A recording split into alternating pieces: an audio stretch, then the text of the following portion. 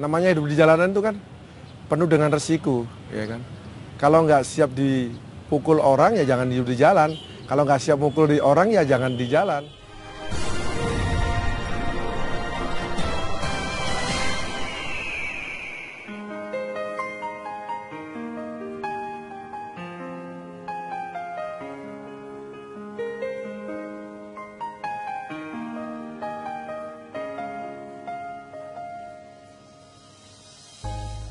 Alhamdulillah, merantau di Jakarta tahun 84 lah. Di Jakarta, awal-awalnya motivasi kita merantau di Jakarta, ya ingin merubah nasib lah.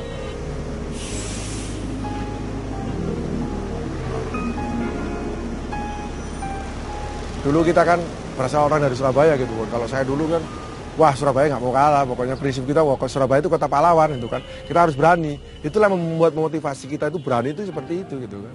Waktu itu kita kalau nyanyi kan suka nyanyi-nyanyi lagu-lagu copet. Nyanyi-nyanyi yang mengingatkan sama orang-orang penumpang supaya harus hati-hati gitu kan. Hati-hati awas di bis banyak copet, di bis banyak copet, wah ini semua gitu kan. Nah, karena merasa terganggu orang yang kerjaannya di atas bis itu ya berantem lah, mau nggak mau berantem. Bahkan keluarga saya sendiri pun nggak tahu. Kalau saya nakal tuh nggak tahu gitu kan. Kalau saya mungkin tukang seperti itu, tukang mabuk, tukang pernah ya namanya, kita juga pernah buka judi dulu di Jakarta kan pernah buka judi juga. Ya orang polsek, polres semua tahu lah. Ya kalau ya seperti itu nakalnya seperti itu.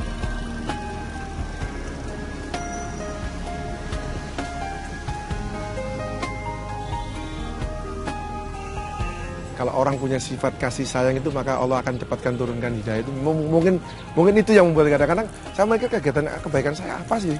Ya kan kadang kok bisa Allah berikan hidayah buat saya. Ternyata saya pernah muzakarah sama ulama itu ya mungkin ada kebaikan yang Allah sukai sama sampean Mas. Jadi Allah berikan hidayah sama saya. Saya nggak terlintas Mas sedikit pun cita-cita kepingin jadi orang ini nggak ada. Jangankan keinginan, terlintas aja dari bersatu nggak ada. Ya karena saya berpacu di Jakarta datang kepingin dapat duit banyak gitu aja kan. Kepingin ngetop udah itu aja. Targetnya kepingin masain, kepingin ngetop seperti itu aja. Senengnya minta ampun lah. Seneng, bukan keluarga, pokoknya teman-teman juga seneng. Ya ada yang seneng, ya ada yang ledek-ledekin gitu kan. Maksudnya ledek-ledekin ya ngeledekin bilang gitu kan. Ya kagum lah kelihatan seperti itu kenapa sih bilang gitu kan. Ya ada juga yang mengatakan, jangan-jangan juga sebentar aja, ini juga sebentar aja bilang gitu kan. Seperti itu. Tapi setelah tumbuh dengan jenggot, dengan ini semua, mulai mereka berpikir semua bilang gitu kan. Karena kita juga mulai dakwah gitu kan.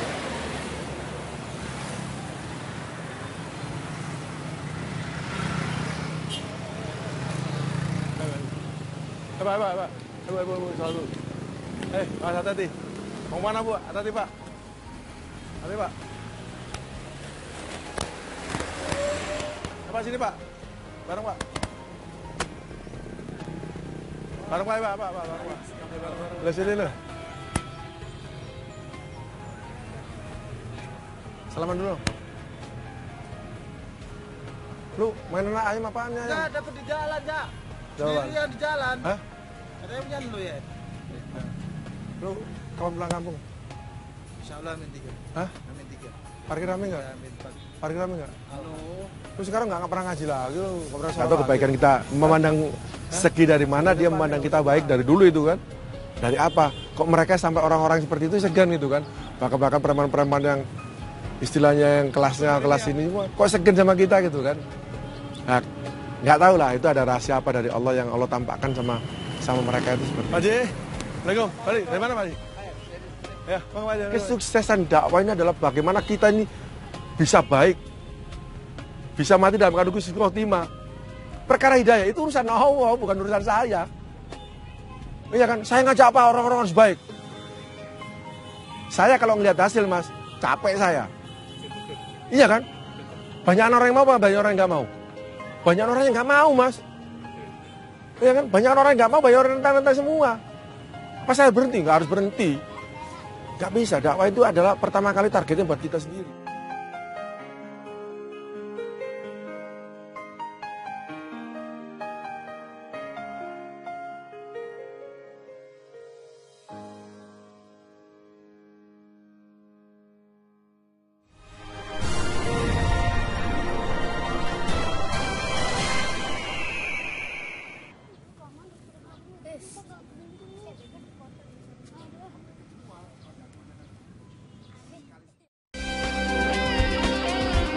Ya, kemudian tentang biasanya kalau sibuk melakukan race gitu ya, keliling dunia. Kemudian kalau untuk pendidikan sendiri gimana Rio sejauh ini? Maaf. Dari segi pendidikan. Pendidikan, Ya. oke. Ya, segi pendidikan saya udah lulus S1 tahun lalu di bulan Juni kemarin. Saya mengambil bidang bisnis di Anglia Ruskin University di Singapura. Dan ya untuk saat ini ya S1 saya sudah dapat. Saya ingin lebih fokus di dunia balap. Ya. Oke, kita tadi lihat beberapa foto ya dari Rio. Ada waktu kecilnya ya, Iya, imut-imut seperti sejak itu. kecil. Ini dari umur Rio dari 6 umur tahun ya? 6 tahun ya 6 sudah tahun. ikut balap Go-kart ya. saat itu. Go-kart, ya. Itu karena memang keinginan Ini ya, sendiri. ada Ini fotonya. nih masih cabi nih Rio. Jadi memang dari kecil sudah hobi, keinginan sendiri atau ada pengaruh besar dari papa? Dari- Oke, di keluarga memang ya keluarga ayah saya, kakak-kakak saya, mereka sangat mencintai dunia otomotif. Jadi ada sedikit mungkin mereka yang they brought me to there to racing dan setelah saya mencoba, saya ya sangat menyukainya dan juga ya I do it karena keinginan saya sendiri. Tetapi pasti ayah saya dan juga kakak-kakak saya selalu mungkin memberikan masukan dan juga membimbing saya di sirkuit waktu kecil. Sejak kecil itu sudah menjadi juara nasional, kemudian sempat menjadi world champion juga ya pada tahun 2008 saat itu.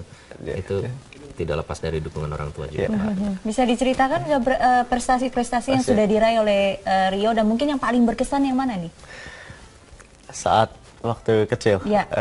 ya yang pasti di go-kart saya sempat mewakili Indonesia ke kejuaraan dunia itu di tahun 2008. Saya sempat menjadi juara pertama di pre-final the World Championship, tapi di finalnya saya keempat. Jadi itu salah satu momen yang cukup menyenangkan, it's a good memory. Dan setelah itu saya naik kelas ke Formula, menjadi juara Formula BMW Pacific di tahun 2009, dan di tahun 2010 masuk 5 besar di GP3 Series. Dan setelah itu di GP2 saya sempat ada sedikit kesulitan untuk bisa tampil di terdepan, dan akhirnya di tahun ini sepertinya seasonnya cukup berjalan dengan mulus, dan sementara berada di poin kedua klasmen. Rio dari sejak kecil memang sudah dikenalkan ya dengan dunia balap. Tapi kenapa akhirnya memilih untuk saya fokus akan di sini gitu, fokus akan mengejar F1 mungkin dari kecil ya? Kenapa memilih ini? Yang pasti untuk bisa masuk ke F1 atau in any sports, kita perlu menjadi profesional ya. Dan I think dari prestasi saya merasa I think I have the chance to go to Formula One, dan biasa memilih untuk fokus di Formula One untuk bisa naik ke situ, dan mungkin tidak hanya sekedar masuk ke Formula One, tetapi saya ingin berprestasi di sana, ingin membawa nama Indonesia tentunya. Iya, dan ini kita sempat membaca juga ada artikel ini yang menyebutkan bahwa dalam 10-30 tahun ke depan ini tidak akan ada pembalap seperti Rio yang bisa berprestasi, yang sudah jelas capable di F1 ya saat itu ya. Sudah diprediksi seperti itu? Iya. Ya, salah satu pengamat olahraga saat itu. Ya, kemudian sudah pernah menjajal mobil F1 2 kali ya, Rio? Iya. Di tahun 2010 saya dapat offer untuk menjajal Formula One di Abu Dhabi dan juga di Inggris, di mana ya saya sempat melahap sekitar 70 lap, dan di situ saya mendapatkan super license ya di tahun 2011. Oke. Rio, mungkin dukungan dari papa kan juga seorang pebalap ya, pasti dukungan dan juga masukan secara teknis dalam arena balap pasti sudah banyak. Tapi apa mungkin ajaran-ajaran yang papa terapkan ke Rio dan selalu dipegang kuat oleh Rio selama ini?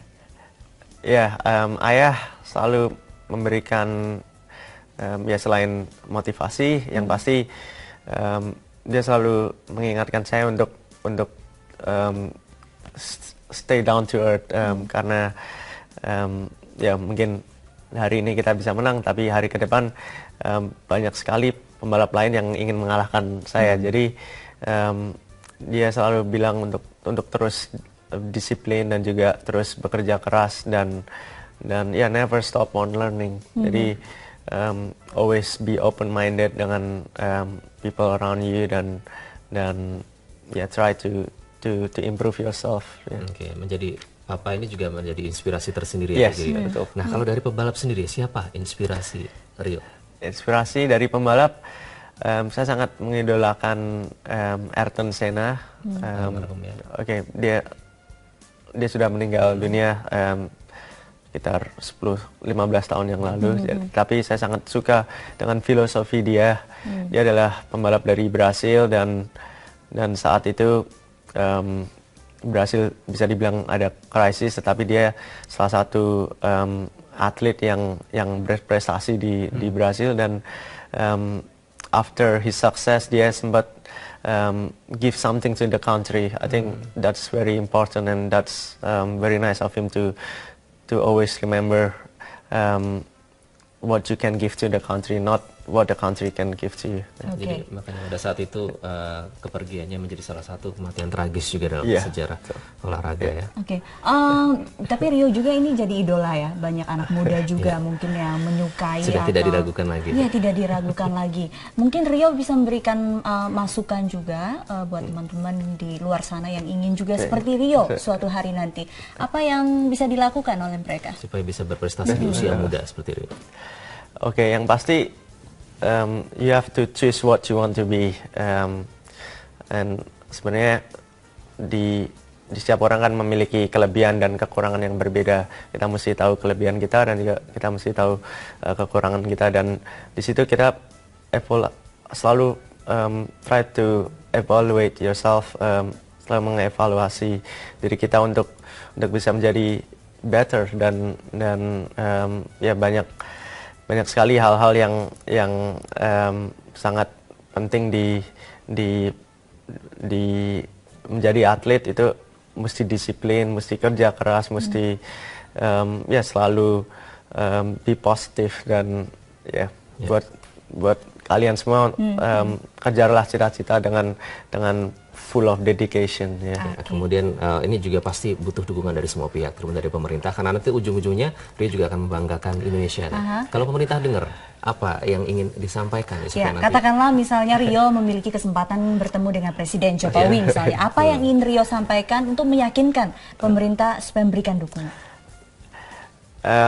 Ya saya ingin bilang bahwa untuk saat ini memang ya mungkin prestasi saya cukup membanggakan.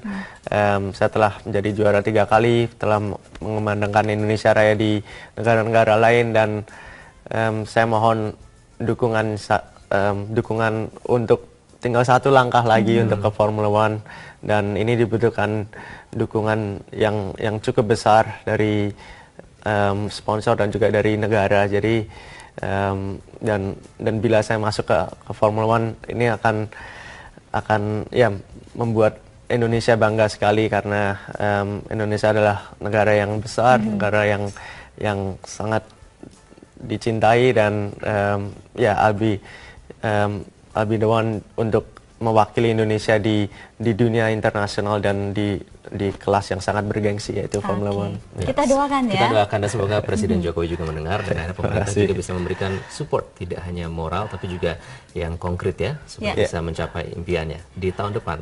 Oke, sukses untuk Rio ke depannya ya. Kita akan lihat Rio berprestasi kita di Formula One ya tahun depan ya. Terima kasih Rio untuk waktunya, dan pemirsa sekian dulu untuk wawancara kita dengan Rio Haryanto. Kita akan ikuti dulu headline news pukul 11 waktu Indonesia Barat dan kami akan kembali dengan informasi lain.